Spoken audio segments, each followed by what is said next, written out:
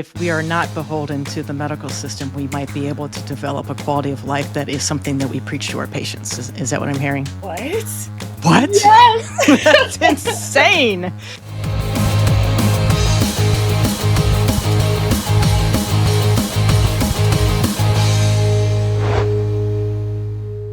Hi, I am Dr. Kristin Barnes, and welcome to the Alternative Flight Plan podcast, where we explore the healing paths your regular medical provider might not tell you about.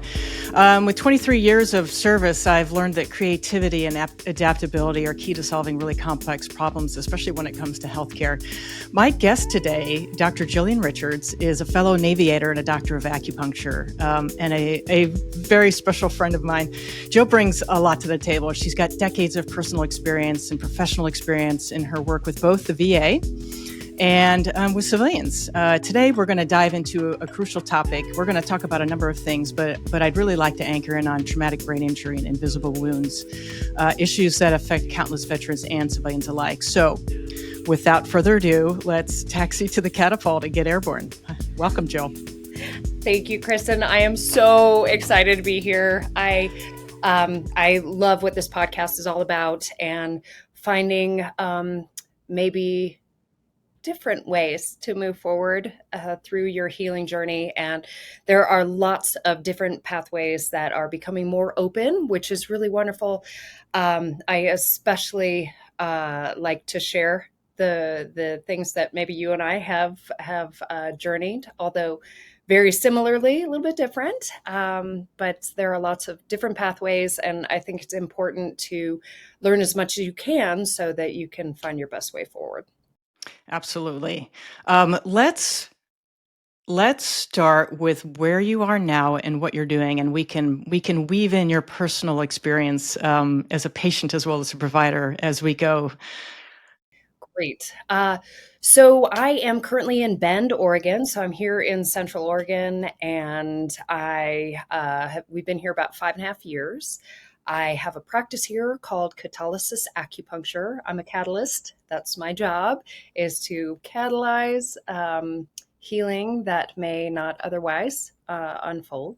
And I work mostly with our fellow veterans and help them to, one, come back into their bodies, because that's one thing the military is really good about, is asking you to check out of your body, and because it's kind of a hindrance, really. It's inconvenient.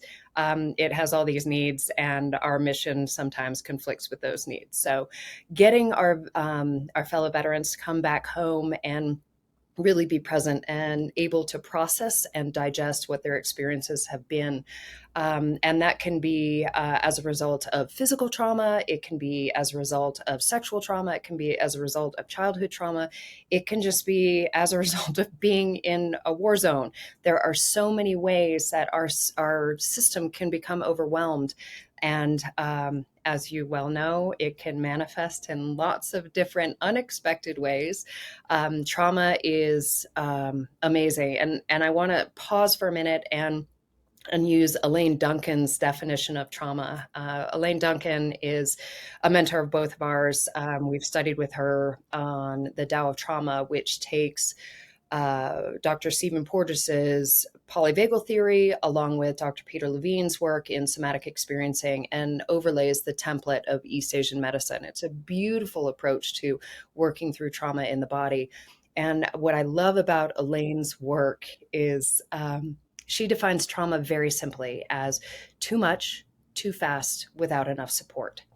And that can apply to certainly a physical assault or something that totally overwhelms the system in the capital T trauma sort of way. But there are also things throughout our day-to-day existence that can just overwhelm the system. And we maybe need a little bit of help in re-regulating our system and helping it function as it was designed to do.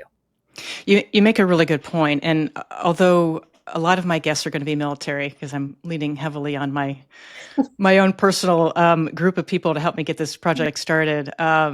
We also, both of us, I know we work with civilians, because of course we do, because it's, but I think a lot of civilians don't realize, because there's not an obvious trauma, that they may be experiencing symptoms of trauma. So from your perspective, why don't you give us a little bit of a rundown in what you see in your clinic that present as symptoms of trauma? Oh gosh. How much time do we have? There are so many complex ways that trauma does manifest throughout the body.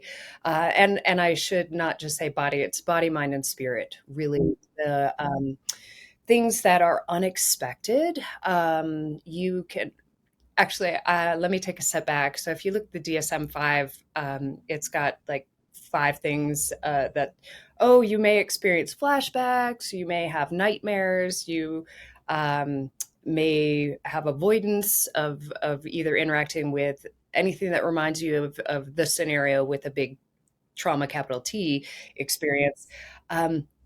But trauma is really insidious. It sneaks in and gets its claws into you in many different ways. And one of the big ways, certainly for women, it can disrupt your menstrual cycle. It can really interact with your fertility, and that's for men and women. It can disrupt your eyesight. It can. I have a patient who. May I do a sea story? Our sea stories, Sure. okay? We love sea stories. So I have a patient who, um, beautiful soul, witnessed she was on board a civilian aircraft that caught on fire. The left engine caught on fire, and she was traumatized through that, as you would imagine. She made it safely to the ground, as did everybody. Everybody survived that experience, but that and then a subsequent trauma that she lived through, her part of her colon was dying, and she noticed a couple things interesting happened with that. She noticed that when she was in her hospital room, she set up the room so that all of her life-saving equipment was on the right side, the safe side, and all the bad news came from the doctors from the left. And she has always been hyper vigilant about what comes to her from the left side, and was okay, at ease with what was on the right. So much so that she actually started losing her vision to the right side. So here in her physical body, she is reenacting what she experienced, having so much trauma on the left side that, oh, the right side's fine. I don't have to pay attention to it anymore. It was amazing to witness. And I was really delighted to see that once we identified this and did some work surrounding that particular trauma, she has her vision back. So that has come back on the right side of her visual path. So. Yeah, and I think as the phrase is trauma informed, right? And I think as we go forward, we need to really define that better, because just doing a weekend class on trauma informed isn't going to cut it. Like, trauma informed means you understand what the impacts of trauma are on the nervous system, and being sensitive to the different ways that presents in the office. I often keep the lights off in my office because light can affect people that are light sensitive. And, if you go into a normal medical facility with all the, Fluorescence. oh my God, yeah, it can be super overstimulating. So now you have a person that is experiencing trauma, and they're being triggered by walking into the place where they're supposed to get help. Right. Right. So no, you're absolutely right. Going back to I got so excited about my sea story. Going back to talking about how other ways trauma can manifest in the body. I work with a lot of folks who have gone through, they get irregular heart rate. It can start out as just PVCs, or it could be, it can actually progress to AFib. So the disruption in your body's natural ability to regulate itself will show up in the heartbeat. And gosh, pain is a classic manifestation of overwhelm in the system, right? So your body gets all of these inputs constantly and whittles it down into, I think the numbers are, we start out with 400 billion inputs to the nervous system every second that comes through the nervous system. And fortunately, we don't have to pay attention to all those, and we're able to process it. And through our life experience, we learn which of these things do we need to pay attention to keep us alive and keep us safe. And so we whittle that down to about 2,000. Then it comes through our nervous system a little bit further, and we get 40 of those come to the level of subconscious thought, and 5 make it to conscious thought. And this goes on all day, every day. It's a wonder we're not exhausted all the time with all of this nervous system work we have to constantly do. And there are, what I love, and you and I have both studied this approach through neurosomatic intelligence, the way you can interact with the nervous system. So we get to a point where we have these 5 conscious or 5 conscious thoughts that come up every second. Yet throughout the nervous system, we don't wait until conscious thought, right? We've got interactions with our outside world that happen prior to what is our brain actually saying we should consciously move forward and do. And so what I find interesting most about neurosomatic intelligence work is you get to plug in with the nervous system. You can minimize, like what you just said about the lights, you can minimize the inputs that are coming in. You can help your system pay attention to different maybe different inputs. You can, and this is my favorite part, you can help your nervous system choose different outputs. And what I mean by outputs, right? We're like these amazing systems, and here comes my systems engineering background. So you get an input of all of this stuff, and then your system has to process it and do something with it to get an output. And you can interact with the nervous system all across that whole process. And the best part is you can help your system choose different outputs. And why is that so important? Because people who are experiencing life post-trauma, your nervous system gets pretty disrupted, and it figures out a way to move forward, a way to survive. Yet that may not serve you beyond the immediate survival need for your being. So it's important to re-regulate and re-educate the system. And so when I talk about outputs, there are lots of different outputs that your nervous system can choose. And one of them, classic, is pain. It will get your attention with pain, right? It may, migraines are classic. You can say, oh, well, I sprained my back 26 years ago and I just have a bad back. No, your nervous system is trying to talk to you, and it's using this well-applied pathway that it's very familiar with to try and get your attention. It can Hey, be. let's circle back real quick because you said something that was really interesting earlier. Most of our decisions are coming from below the surface. I think that's important for people to understand because we think we're these logical beings in this logical world, and we have free will. And I think on some level we do if our nervous systems are healthy. But I'm gonna reference Malcolm Gladwell again because he's one of my favorite authors. I'll know I hit it big if I can get Malcolm Gladwell to come on my show. But his book Blink talks about how we make decisions in the snap moment when in the space of a blink. And one of them is he's talking about how our decisions are emotional and we just don't realize it. And when people are dysregulated, that's where the bad decisions come from. But your message, and my message as well, especially with neurosomatic intelligence and the applied neurology that is, and I think we should go into a little bit what NSI is and how you do it. But by changing the regulation of the nervous system, we can have way more control over what those blinks are and make better outputs. And outputs can be anything. It could be a response to a question. It could be a pain signal. It could be digestion. So there's lots of ways that can manifest. But tell us a little bit more about this applied neurology and how NSI works. Okay. Oh, I love this topic. So thank you. The so if you think about, okay, So I get that all this input comes in and we process it and then we choose an output. And I know, okay, I can interact with the nervous system, but what does that even look like? What am I trying to do with neurosomatic intelligence? And I think maybe it's helpful to think about it as capacity. How much capacity do I have to meet the challenges of my day-to-day existence, right?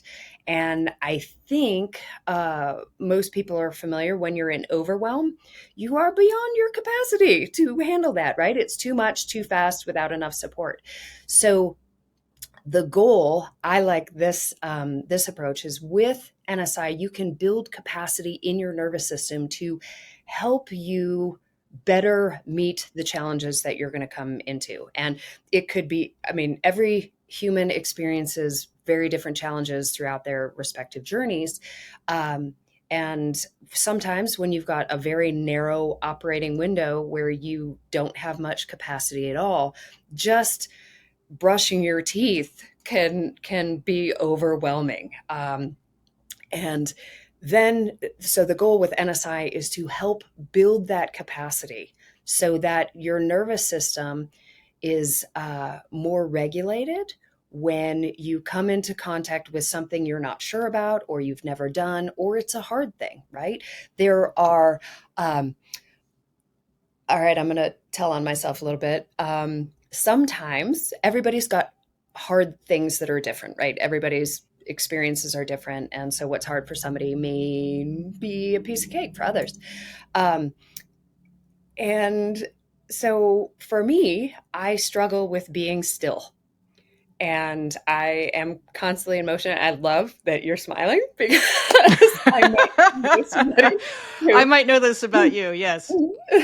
somebody I know might share that problem. Um, but really, being still is hard for me. So I am working to um, build more capacity and safety around being still. Okay, stop right there. I think you said the important word that I'm going for, and it's safety. And safety within the context of what you and I are talking about with applied neurology isn't safety like the world is a safe place. I think our current world environment is showing us just how unsafe the world is. The safety in this context is a sense of safety in that I have all the resources and resilience to handle whatever is coming at me. Yes, and feeling that, right? It's one thing in your head to say, "Oh yeah, I totally do that." It's something entirely if your whole system has gone to general quarters and is screaming not safe, not safe, not safe, right? And you're trying to logic your way out. You can't logic your nervous system into compliance. That just doesn't work very well. It's really hard to do that. But if you figure out um, what eases your nervous system, what puts your nervous system um, more in regulation. And then you use that tool to build safety around doing a hard thing, then the hard thing doesn't seem to be so hard. And so I want to talk a little bit about how can you assess your own nervous system? What does this even look like? Um, if you think about kind of a spectrum of how the nervous system operates, you have survival mode, which we have all been in, right? It could be third grade spelling bee trauma that you are remembering, or it could be, major overwhelm of the system in another way. So you go into survival mode, and the way we're wired is you experience something overwhelming, but then we're actually wired to process through, move through it, and re-regulate. And for some reason, we are incapable of doing that easily. We don't talk about how to do it. We don't know how to do it. And so that makes our journeys very, very challenging. And in the context of being somebody who, like us, has been in a military environment, we're told we can't. And I think that's important. And one of the things that when we're addressing veteran health, we need to discuss. Oh, yes. Okay. We will get back to that. Yes. Anyway, all right, yeah. So there's on one end of the spectrum is survival mode, and then on the other end is performance mode, when you are totally in the flow and you have like you're nailing everything. You cannot simultaneously exist in survival mode and performance mode. You can't. You just can't. Or we're not able to do that. Neurologically speaking, we can't do it. So the closer you get to survival mode, the more into lockdown physically your body goes. So I think of it as you're poised to really spring into fight or flight and either punch the saber-toothed tiger in the nose to fight it off or outrun it. Right. So you're really getting ready to spring into action. So the closer you get to survival, that's where you are. So one of the tests that's very effective in assessing your nervous system is, what does my range of motion look like? Am I so you do a baseline assessment to see, where am I today? And you're going to be different every day because you have different life experiences every day, and maybe you got better sleep, or that's another way trauma can manifest. Better sleep, or you had a great meal, or maybe you just put down 3/4 of a large pizza. So you never know how your nervous system is going to be. So you check in with the nervous system and do a range of motion assessment. And then you try neurotools. And there are lots of different ways you can check and see if your nervous system is more at ease, or you introduce a new tool and see if that calms the nervous system. Does your range of motion improve after you do that, or does it get worse? And I think those, it's a pretty straightforward assessment. You can use any of your joints. I was in a really bad car accident. I flipped a Jeep Wrangler 5 times and broke my neck and had traumatic brain injury. And so my neck is kind of particular. So I like to use my neck is a great, what does my range of motion look like right now? Okay, so that's a really good assessment tool for me. You can use your shoulders, you can use your hips, you can use your torso. There are lots of lots of joints you can pick from to assess, and it's really pretty amazing to see somebody who has been hovering in survival mode for so stinking long. I mean, I work with a lot of Vietnam veterans, and they have been carrying their stuff for 5 decades plus. And it doesn't, one of the things about trauma is it doesn't matter how long it's been since you experienced the initiating event. Your nervous system is malleable and changes all day, every day. So it doesn't matter if it was decades ago or if it was just last week. You can actually work with your nervous system at any timeline to really help it become better regulated. I think it's a really important message, because both you and I work with complex patients, and a lot of those patients have been told there's nothing that we can do for you, and which is interesting, because we know that things like EMDR and brain spotting are out there, and EMDR and brain spotting are nothing more than applied neurology. And very similar to some of the exercises. We don't need to get into those. I mean, we can, at the end, we can talk about some resources where people can find out more about neurosomatic intelligence. But in the context of complex patients who have been told there's nothing that anybody can do, I think the answer is there is definitely something that you can do. And it may not be a silver bullet to fix whatever's going on, but your body is never going to heal if your nervous system is not regulated. Amen. And scene. We're done. That was like the message. Right. Okay. All right. So please like and subscribe. And if you want to know more, go to our websites. We'll talk. Go ahead. I do want to go back to something that's really important about the military population, certainly that we work with. And this applies to everybody. We are a society that we walk around here. We walk around in our heads, and our body is just a conveyance method that takes us from point A to point B to take our big brain wherever we're going to be. And there's what can happen through trauma, and what often happens through trauma is you tend to further dissociate with this amazing house that we've been given to live in.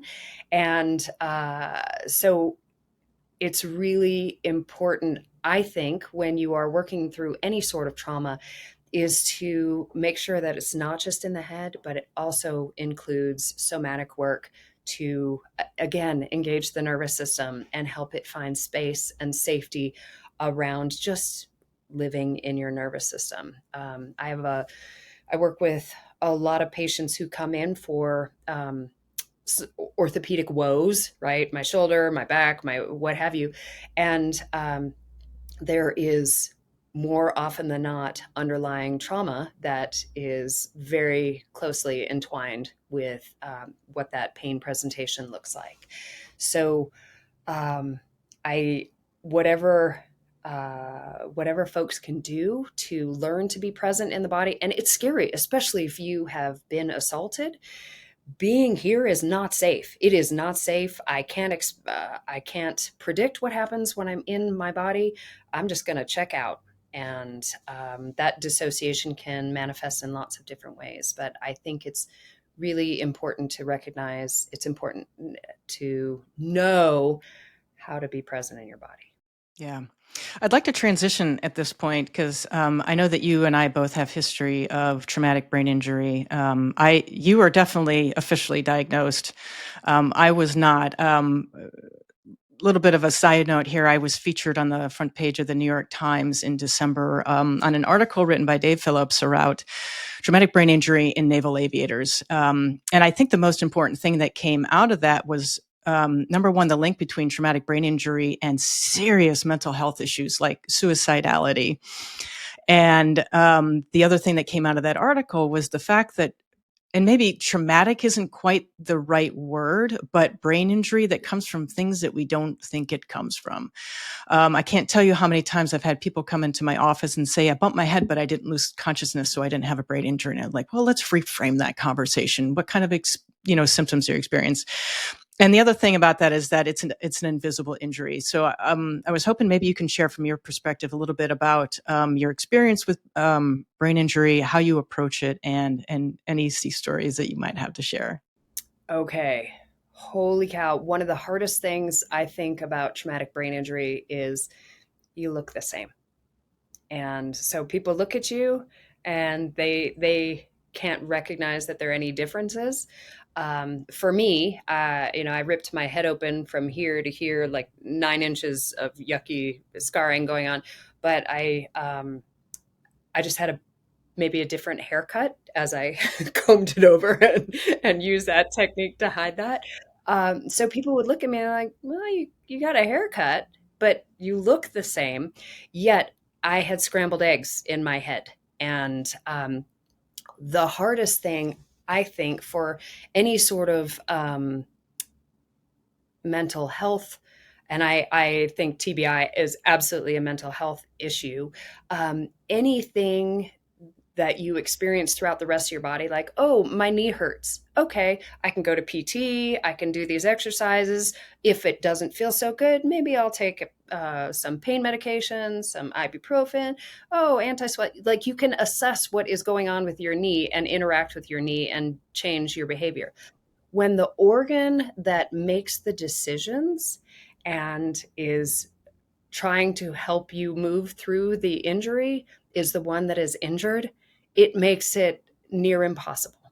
And again, the interaction with other people who it does not compute. Why are you behaving the way you're behaving? Or I don't understand it. It's weird. It's different. And they don't know. And especially what you said about being in the jet community, where a lot of people, you're pulling a bunch of G's, you're smacking this gray matter around in your Like you're nonsense, yanking your brain through that right? big hole. Like, Oh my God, tell me that smacking, doesn't create brain inflammation?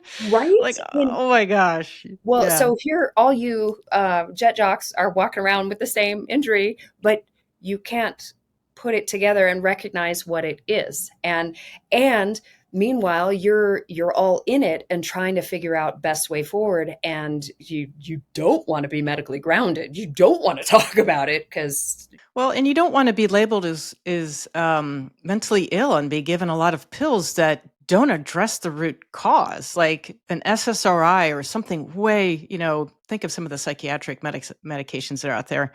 Like those aren't helping the brain injury, and they're not even helping the mental health issues that go along with the brain injury. So it's just you end up on this stack of stuff that makes everything worse.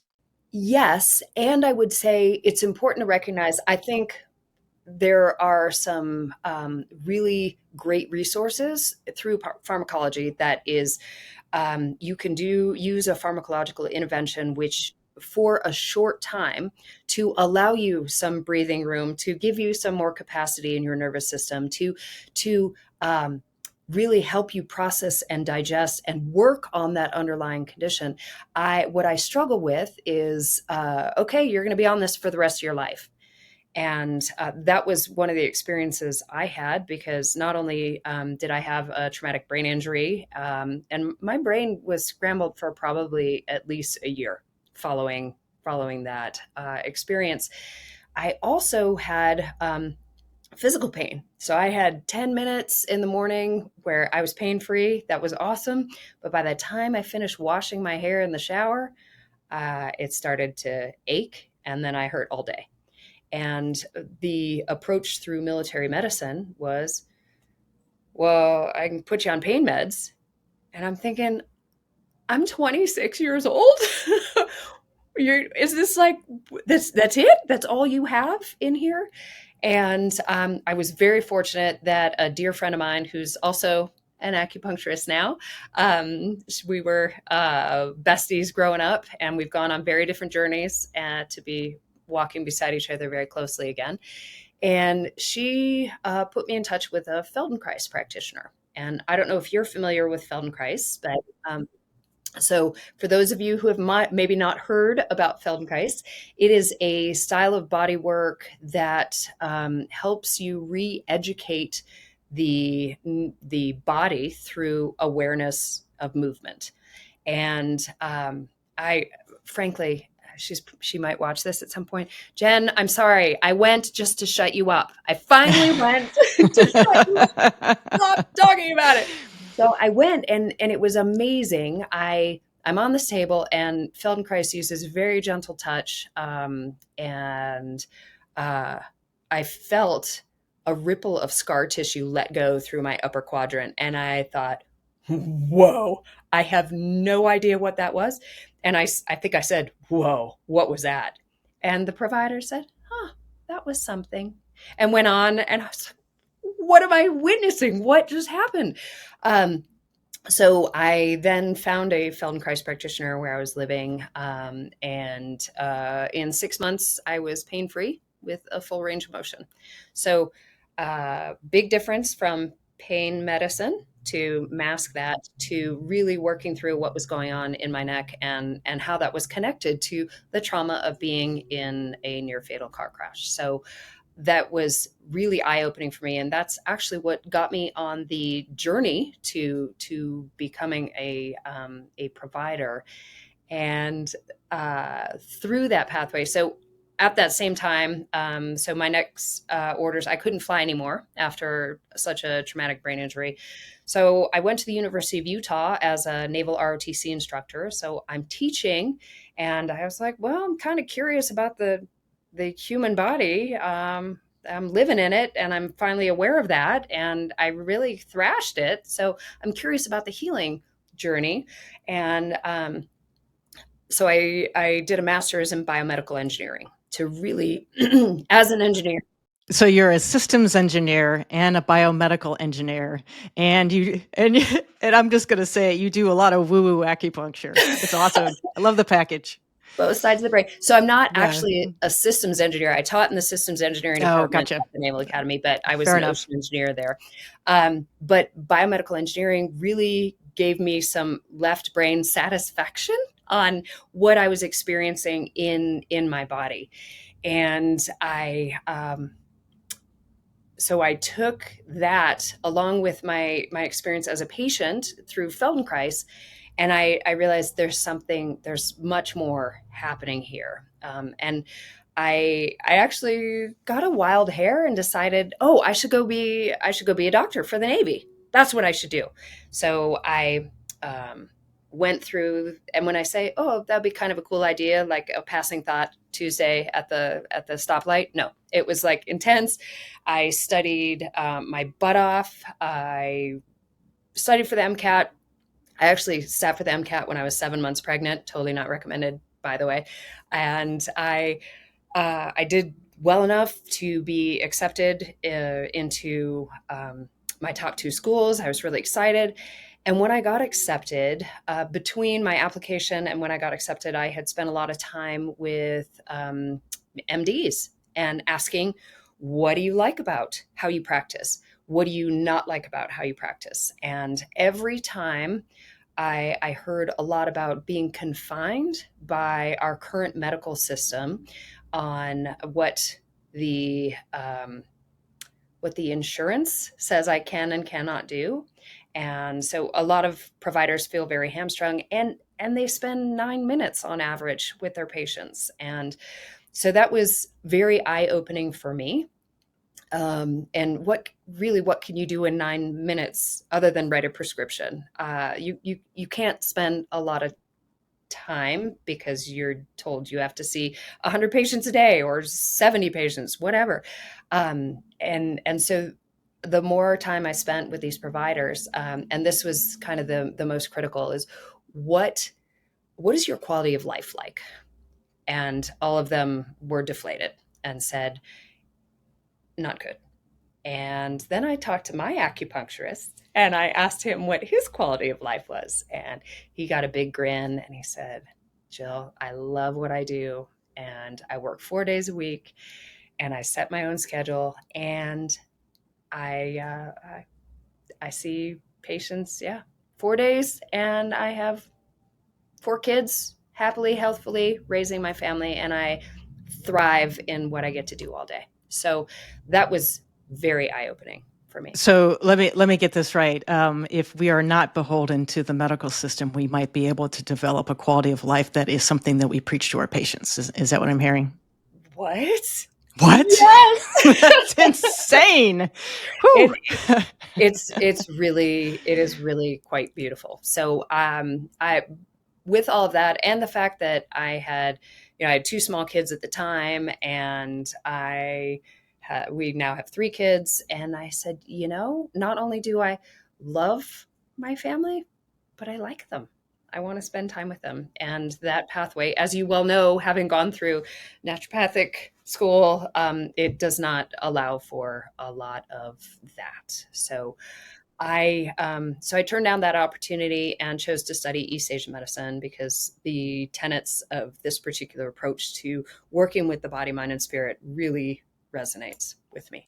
Yeah, everything that I know about you says that you're much more comfortable in this other paradigm.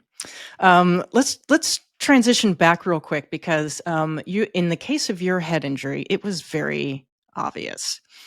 My concern with a lot of people who have injuries, and I'm going to define this because I know that I'm defining it different than the ICD-10 codes, right?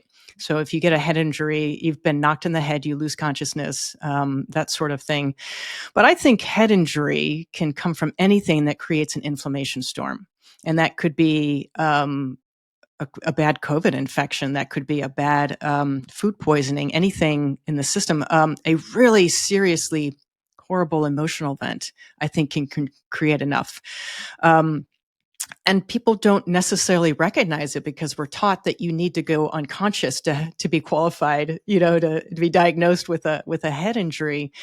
And again, back to the article, I think that's one thing that we're realizing as people come out of the woodwork to reach out to me. It's like, I didn't realize what was happening to me, and you gave me a different perspective to look at it. And not to say that everybody's mental health problems are necessarily associated with having some sort of inflammatory event that creates injury to the neural tissue in the brain. But I think if we have at least the open aperture to have that be part of the DDX, it's going to give us a lot more power to get to the root cause than we would have, maybe had before. No, absolutely. Absolutely. And I think, so I want to go back to what you said. Oh, well, I didn't pass out. So, and this was interesting. After I had been grounded, I learned that not only the Navy gets really particular about having their aviators smack their noggins, right? They've got very specific timelines. If you are have loss of consciousness between 60 seconds and out. I can't remember what the windows are now, but then you're grounded for 6 months or 15 months, or you're grounded forever. But what they qualify it with is it's not just loss of consciousness, but it's the post-trauma amnesia. So they put those together. So something is, if you some of us may have had a yard sale at Mount Bachelor a couple weeks ago and may have smacked our noggin a little hard and was thankful for my helmet that was there. But it's not just that, but how I didn't lose consciousness, but it was a good noggin smack. And so doing the work that we do, I'm aware what is happening right now. How is my memory recall? How is my light sensitivity? What am I feeling? I didn't pass out, but did I lose time in there? And so I think a lot more education needs to happen surrounding traumatic brain injury. And what was it? The movie, I think it's called Concussion. Did you see that I did movie? not. It's with, oh gosh, I think Will Smith played the physician who looked at all these football players, but talking about those injuries. And so I'm glad to hear. So when I had my concussion, this was 25 years ago, they told me basically go home and sleep it off. There are now many protocols that say, okay, slow down. Here's what you're allowed to do. Here's how much exposure you can have. Here's how much of a load you can take on your nervous system as your system is recovering. So we have made leaps and bounds since 1999 when I went through that to help people recover through. Yet I think there's just so much we don't know, and everything is so patient specific. Has so much to do with your own nervous system and what is happening with you. Absolutely. One of the interesting things about our demographic is that not only do we go on and do things like fly Navy airplanes, but we're probably riding mountain bikes and skiing down hills and doing all that high risk behavior where we might knock our heads when we're on liberty as well as on the job. Yeah. All right. So I know you're doing some work with the VA right now specifically. Would you mind sharing some of that? Because I think it's important. And I talk a lot about veteran care in the VA. I mean, that's my experience. But I think the larger message is that maybe a lot of what's going on in modern medicine is reflected through the lens of what's happening at the VA. And so by looking at what's going on there, we can kind of take a look at what might be going wrong and how we can maybe help make it right. So I know you're doing some things to help make it right. Why don't you share with us what that is? Okay. Great question. Thank you for that. So I am part of what's called the Community Care Network, which means I'm although I'm not hired by the VA, I'm contracted by the VA. So I work with the providers here locally. I've talked with many of them, and they understood acupuncture as only a orthopedic concern. We have some good research that shows its efficacy for treating back pain, and we have for neck pain. And so they're well versed in signing or sending people over, referring people to me for that, and that's wonderful. Yet every time I speak with a provider in the VA, I remind them actually acupuncture treats on the levels of body, mind, and spirit, and we experience life on the levels of body, mind, and spirit. So it's really a lovely style of medicine to approach anything that's going on that may be manifesting physically, but maybe has a root cause in psycho-emotional pieces. And so I work with a lot of trauma survivors through that, and I think maybe you're asking specifically about the research studies that I'm working on. Okay, So when you and I met again, because I think you may have yelled at me at the Naval Academy once or twice when we were students there. But when I met you again at the Naval Academy when we were both teaching there, I had just finished up acupuncture school and was licensed and got permission to open a complementary medicine clinic at the Naval Academy under the umbrella of Navy medicine. Which I have to interject here still blows my mind that they were on board with that. I can't imagine how many people that you opened the doors for looking at things differently because they were able to come talk to you. That's just mind blowing. It was really funny. So here I am teaching the engineering fundamentals of naval weapon systems by day and healing by night. So very yin yang life existence. Yeah. And but what amazed me was the patients I started working with were more and more traumatized, and I worked very closely with the sexual assault victim advocate team. The sexual assault prevention response team, I should say, at the Naval Academy. They would send me anybody who came in their door. And what was so beautiful was witnessing how acupuncture can help. It doesn't take away the trauma. And actually, hang on. Oh, look at this. I have this on my desk. This is my bottle of pixie dust. I remind people I don't have any pixie dust. So I use that because people would like, could you just make it go away? And no, there is no pixie dust that allows that to happen. Yet through this work, we can actually change your relationship to your experiences. We can help you change your perspective and help you re-regulate. And so, while I was running this clinic, I ended up working with probably at least a quarter of my patients had significant trauma of all varieties in their background. And I took that experience, and when I got off active duty and I went back to working for the Office of Naval Research as a reservist, and I'm still working with ONR.